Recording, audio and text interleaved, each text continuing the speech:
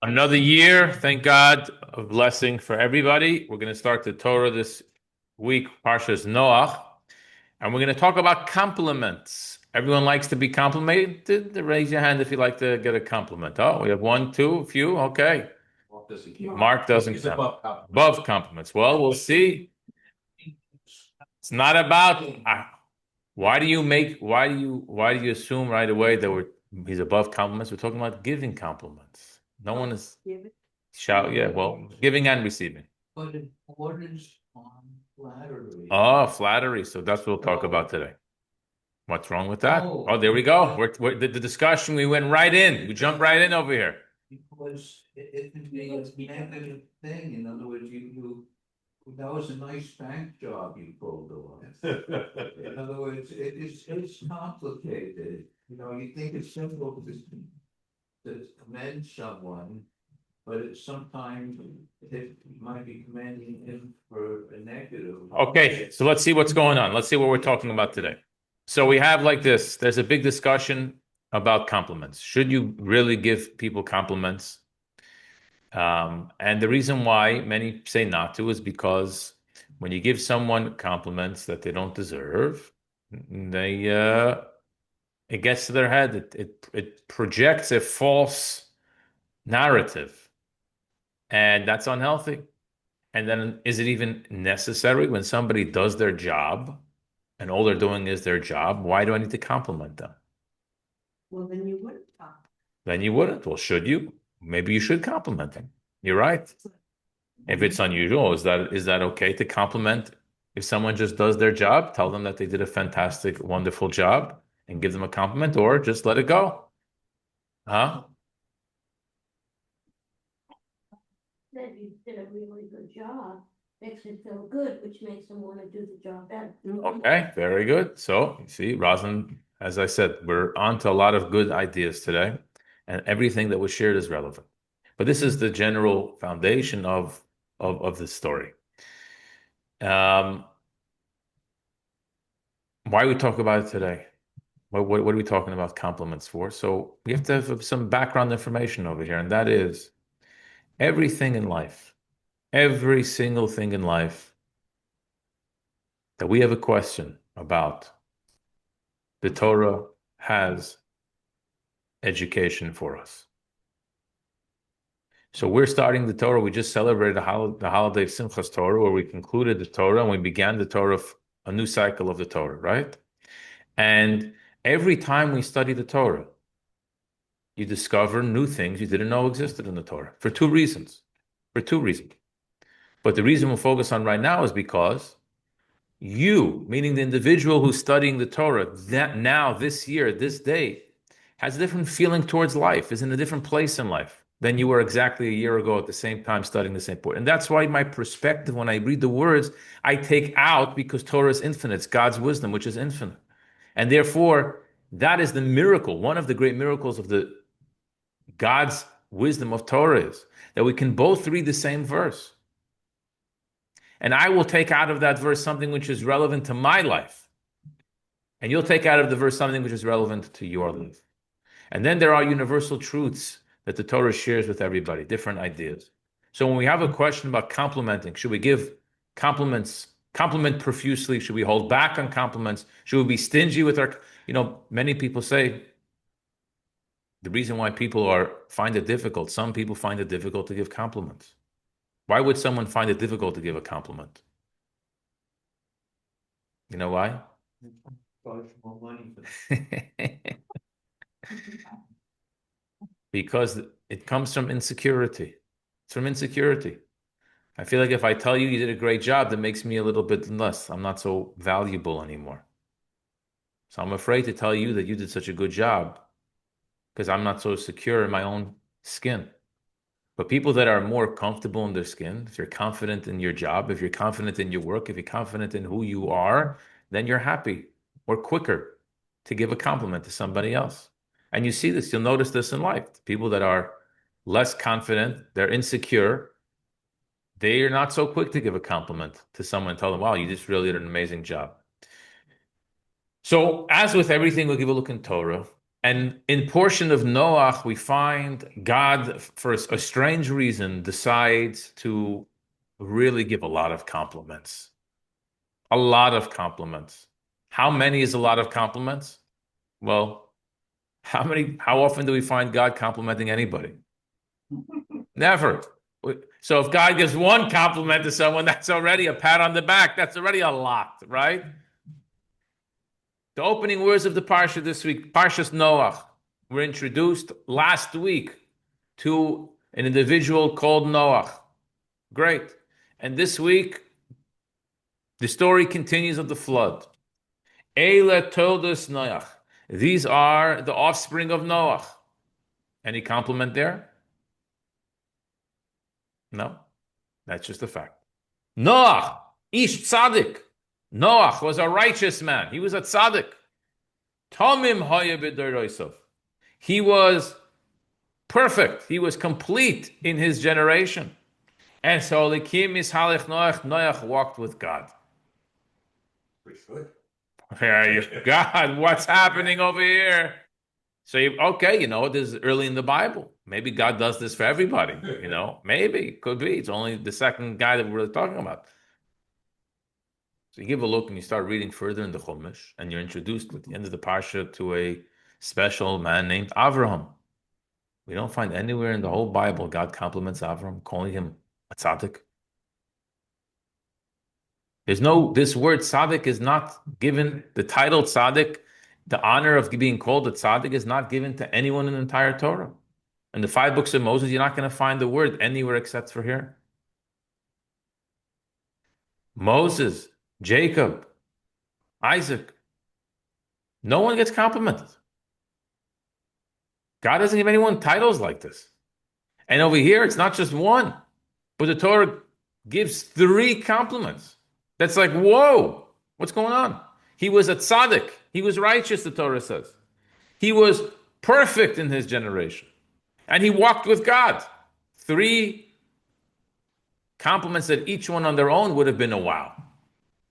This seems like God is pushing it a little bit. So what's going on over here? Why is God giving Noach compliments? What did Noach do to deserve so many compliments? That's the question. Wait, did he actually talk to Noah, or did he didn't, right? What do you mean? God talked to Noah? God communicated with Noah, sure, telling him to go into the ark. Very good question. Oh, very good. Because you give a look a little bit further in the Torah describes Noach again. When describing Noach, the Torah calls Noach a tzaddik, calls him a righteous person. Drops the other 2 compliments, that he was perfect in his generation, that he walked with God. The Torah doesn't say. When the Torah describes God speaking to Noach, it says God spoke to Noach the righteous. And the commentaries point out, what happened to his other great titles? So they say you have to understand a lesson for life. Miktsas shvachoy. When you're talking to someone to their face, you only say part of their praise. You don't sing all of their praise to their face. When they're not there, when you're speaking to someone else about them, then you say the entire praise. So if I'm talking about Miriam and Miriam's here right now, it's not appropriate, for me to say all of the great qualities of Miriam, but it would be appropriate to say something, to say a compliment, not everything, but something. So the first verse, God is not speaking to Noah. God is giving the description. These are the offspring of Noach. God is talking to everyone, to us. So God, okay, now we'll give Noach in all his full glory. Later on, when talking to Noach, only call him a tzaddik. Again, that's like a huge compliment in and of itself. But it's only one of the 3 that Torah uses in this week's parsha. So that was a good point, good question. And I hope I answered that clear for everyone, because that's an important lesson for life when it comes to giving compliments. How much to give, that depends on whether the person on the receiving end is in front of you in your presence or not. So let's understand, firstly, why is God giving so many compliments? And secondly, why now? We are already introduced to Noach last week in the end of the book of the portion of Bereshis. So if this is how great Noach was, so tell it to us when you introduce us to the man. What happens now this week when we're talking about the flood, when God says, I'm going to bring a flood to destroy the world because everybody's corrupt and sick and gross, and we have to reboot creation of man and the universe. Now it's important to say his compliments. Why? Say it earlier when you first let us know who this man was. Tell us right away, this is who he was. But when you introduced us to Noach, you didn't tell us anything about him. You just told him Noach. People called him Noach because he brought rest to the people. Great. Now all of a sudden, years later, we're calling him Tzaddik, Tomim, Hisalech Noach. All of these compliments. So what's going on over here? So the truth is, the way they say, if you talk for too long, you get yourself in trouble. Everybody knows that rule, right? So some say, what's going on in this verse over here? God speaking too much. And maybe actually, instead of complimenting Noach, it seems like God's doing the opposite. Because there's one word in the verse that seems to be not so complimentary, if that's the word, for Noach. The word is bid complimentary. Yeah. Yeah. Thank you. The word is bidorosov, in his generation. The verse calls him Tomim Hoya bidorosov. He was perfect in his generation. So our rabbi said, what do you mean? What is that? What type of compliment is that? He was perfect in his generation. If he was perfect, say he was perfect. No. But the word in his generation comes to teach us something. Every word in the Torah is for a reason. You know why that word is there? Some say because Torah is actually saying, in his generation, he was perfect. But had he been in the generation of Avraham, he wouldn't be too perfect. Avram was head and shoulders above Noach, far beyond the greatness of Noach. That's what the Torah says. He was perfect in his generation. Compared to everybody else, he was perfect. Oh, but if you would take him out of this place and put him into another place, it would be a different story, right? But he was so important because there's no one else like him in that Oh, generation. very good, very We good. had Abraham, we got Abraham. Very good. But without Noah, what would have happened? Correct. Well, we know what if Grass would have. we know what would have happened. We're very thankful. We're here today because of Noah, no question about it. But still, when giving the compliment, there is room to see that Noah wasn't actually the greatest man ever to live. Abraham surpassed him by far. Yitzchak, Yaakov, Moses, all of the greats that we call the greats, we don't refer to Noach as one of our greats. Although the Torah calls him a tzaddik, tamim, bidorosav, and he walked with God, but for this reason, it seems like as great as Noach was, God is opening the door for us to realize that he wasn't that great. So why compliment him? So much. People much greater than him, we're now learning, didn't receive any compliments from Hashem. So what did Noach do that he deserved the compliments from Hashem? Furthermore, when we read the story of Noach and the flood, the Medrash points out something interesting. Noach, God told him, I'm going to destroy the world. I want you to build an ark. Right? I want you to build an ark. So he builds the ark. We know the story. He goes into the ark with his family and they're saved. They live happily ever after. We don't find anywhere that Noach ever turns to God and says, God, please don't destroy the world. Noach never prays for your civilization. When God wanted to destroy the city of Sodom and the city of Amorah, God came to Abraham and said, Abraham, I'm going to destroy them. What did Avram do? That wasn't even the whole world. That was only a few cities. What did Avram do? Avram said, God, we learned in 2 weeks, God. What do you mean? How could you kill the righteous with the evil? You got to spare the righteous. I'll find you 10 righteous people in the city. Don't destroy the whole city because of them. But he couldn't. He couldn't find anyone righteous. So Avram walks away dejected, having tried to handle with Hashem, not to save, not to destroy, but to save the cities of. How come Noach never turned to God and said, God, thanks for saving me and my family. But let's think this through. Do we have to really kill everybody? Do we have to really flood the entire universe? How come Noach doesn't do this? And for this reason, this is sort of a stain on his record. Did he try to get other people to come into the ark and pay attention? No, He didn't know. that's the point. Well, he did tell them, he did spend Say years and years and years building the ark. When he asked them why, he told them why. And with that, he was trying to tell them you should shape up where you're going to be shipped out. Yes, but we don't find that he ever actively went and tried to change the behavior of the masses. Nor do we find anywhere where he actively went and pushed back on God not to flood the universe. Yeah, but that's takes a different kind of courage to talk back to God. Yes, but Avram did it. Moses does it. These were the greats. When God tells Moses, I'm going to destroy the Jewish people, what does Moses say? If you kill them, take my name out of your book. I want nothing to do with this project. We do find this later on. So, but we don't, and Moses uses this against Noach, we find. And it remains a stain, if you can use that word, on Noach's record. Forever, Noach is called the righteous person, but secluded. He didn't go out there to help the universe. So why are we giving him so many compliments? So over here, the Rebbe unpacks for us an idea about giving a compliment, which is important for everybody, an important lesson for life and our interpersonal relationships. As I said, you learn from the Torah, you learn how to live life and be a mensch. And not only that, but self-improvement. And as we'll see now, how to help others as well.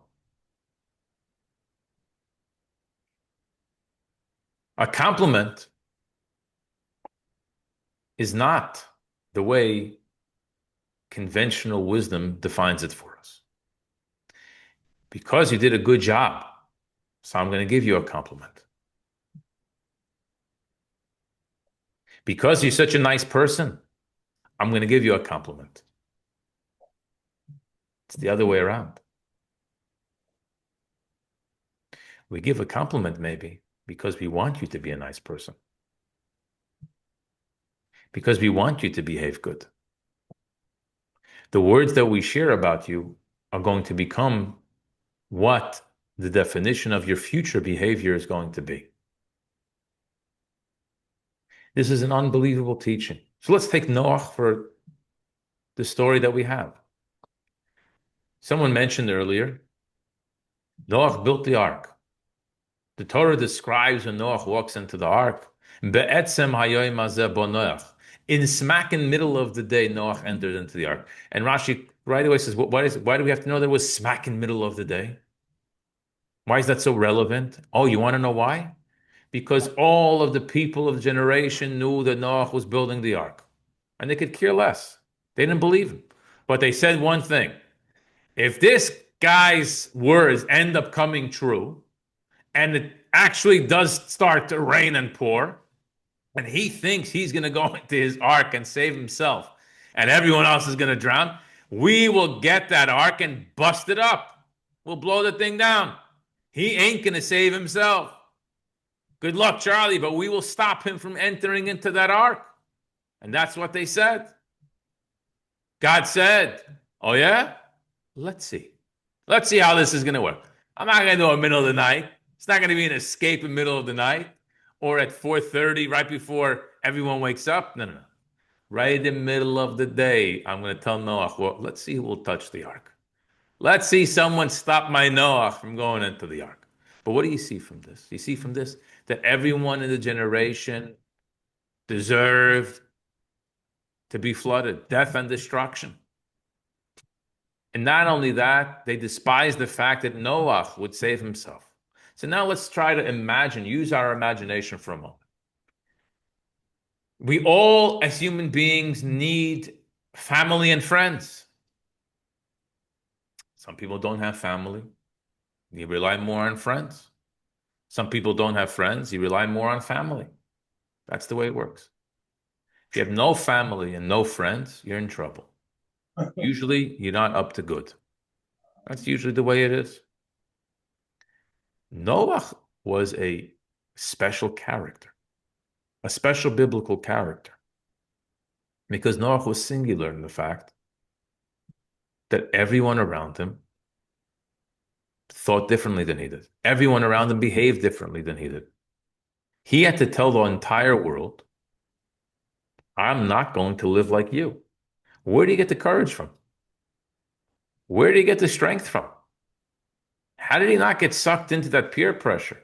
How did he not get pulled into that lure, to that magnetic pull of everyone, all of his neighbors, all of his friends, all behaving in a certain way, a corrupt way?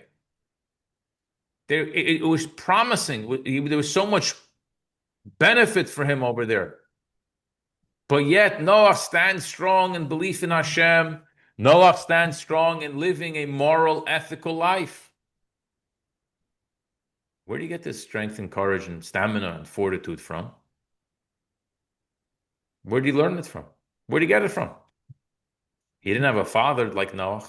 Noah didn't have a father that taught this to him. And that's why God compliments Noah. Not because he's telling Noah that he's so good for the job that he did.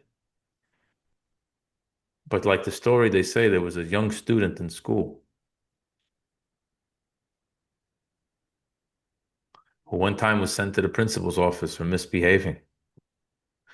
And she hears the principal, she overhears the principal saying, that student, referring to the little girl, that student has such character. And she thought to herself, wow, my principal thinks so highly of me. Years later, she found out that she actually misheard. The principal didn't say, wow, that student has such character. She said, that student is a real character. But what happened? Because she heard what she heard, she always lived the fact, I don't want to disappoint the principal. And she never got into trouble again. Because the principal thinks so highly of me. And I want to live up to that. So it's unbelievable. This is not the story of a little girl and a principal. It's a story of everybody's life. If the people that care about us in a loving way call us kind, call us generous, call us honorable, call us honest, then when we are facing a challenge of maybe doing something that's dishonorable or dishonest, we say to ourselves, but my father, my mother, my husband, my wife, my best friend, they just called me. Look, they just introduced me at the Kiddush as the most honest person I know. Can you imagine being introduced at the Kiddush? This is my wife or my husband, and I love them. They're the most honest person that I've ever met. And then Sunday morning, an opportunity is presented to them where they can do something that's dishonest and make a lot of money or get ahead of the game for whatever it is that they're looking for. Maybe a week earlier, they would have considered it. But now, how can I do it? Just yesterday, my wife, they compliment me that I'm the most honest person they know. I can't do it now. I can't do it now. That's what Hashem does to Noah. God knows that Noach is living in a pressure cooker. He's living in a place where there's enormous amount of negative, terrible energy. And all of it is pulling at Noach to come along with us. So what does God do? God says, Noach was a tzaddik. Noach is perfect in this generation. Noach walks with God. So now the next time somebody called Noach and said, Noach, you want to come hang out with me? What are you doing? What are you up to? Whatever. We're up to whatever immoral behavior it was. Noach said, hey, God just called me a tzaddik. How is this going to work now? How is this going to fit? I got to live up to that definition. And that's why God showers us with compliments, because he needed these as not as describing who it was, but was empowering Noach to live up to such a record. So this isn't about comparing him. It's about keeping Noach.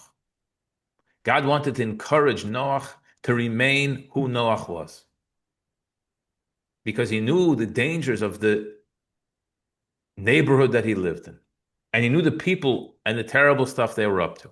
And that's why God doesn't compliment him earlier, because he didn't need it earlier. Now that we're learning about how terrible the people around him are, now it's important for God to say Noach's compliments, Noach's titles, in a hope that Noach will live up to all of these great words that Hashem shares about him. So what happens is like this. When you call someone a negative name, when you say something not nice about someone, you say a derogatory comment about them, an insult, call them a thief. This person is a cheater, a liar. What happens is the person begins to live like the community, the society expects me to behave this way. And let's say you said, you try to prove them wrong. Sometimes they'll try, but it takes a lot of strength. You obviously got the title for a reason, because you were up to something no good. You did something that was maybe questionable, or maybe something that was wrong. Maybe you did say something that was, maybe you did scream out of line and someone called you, you're a disrespectful person. Well, once you give me that title as being a disrespectful person, so then next time around I'm fine, because I'm just living up to my character. But if you call someone you're the most respectful person that I know, I understand this is so uncharacteristic of you. Because usually you're just so respectful. Well, now the person understands that what society expects of me is to be respectful. So when the opportunity presents itself, that's the way I'm going to be leaning towards. So it works in the negative, and it works even more so in the positive. The power of a compliment. Let's go back to the beginning, talking about complimenting. When we're talking about complimenting and giving compliments, when someone does their job and do a good job, but they did their job, should you give them a compliment? Yeah, you know why? Someone said earlier, it encourages them to do a good job next time, because now they live up to. It's like you go to. There's a word in English. It's called self-respect. Right? What's the self-respect? It means there's a certain baseline, a certain way that I comport myself, what's expected of me, and what I expect of myself. You go to a bartender. There's different levels in bartendering. There's the expert bartenders who know how to mix, and then there's the amateurs who don't really know what they're doing, right? But if you're an expert bartender, right, and you're known to be an expert bartender, and you're hired for a party where the people aren't so sophisticated when it comes to knowing the difference, right? There's two ways you can do it. Either you can say, hey, they don't know the difference anyway, so what's that? Or, what do you say? This is who I am. I am the expert bar. I only make the best drinks. I don't ever make something which isn't the best. My bakery, we only have the best ingredients. This is what we use. We don't use any fake, what do they call it? Ingredients. We don't do that here. Why? We could do it. We'll get away with it. Maybe you will. Maybe you won't know the difference. Doesn't matter if you will or you won't. There's self-respect. In my bakery, we only have quality. We only have quality. If I'm the bartender, you're getting whatever quality I come with. I'm not going to lower it because I think no. And that's the power of a compliment. The compliment is to tell you are an amazing bartender. And automatically that will make me feel like, how can I give such a terrible drink to somebody? Doesn't fit me. That's not my personality. My personality is a personality that makes the best drinks for everybody. We only have the best ingredients in my bakery. We only offer the best Torah lessons. This is the way it is. Why? Because somebody once told me, Rabbi, I love your Torah lessons. So what am I going to do now? I'm going to give now some type of watered down fake. I don't know, because who knows the difference anyways? No. If I'm going to do it, it's going to be up to a certain standard. It has to be up to a certain standard. So when we give someone the compliment, we're actually encouraging them, because when you're not feeling in the mood, not feeling in the mood, what gets me to, instead of saying, I'll lower the standard, to maintain the standard? You know what's playing in the back of my mind? What's playing in the back of my mind is somebody once told me a compliment, and they described me, they defined me as such a type of a person. I can't not do it anymore.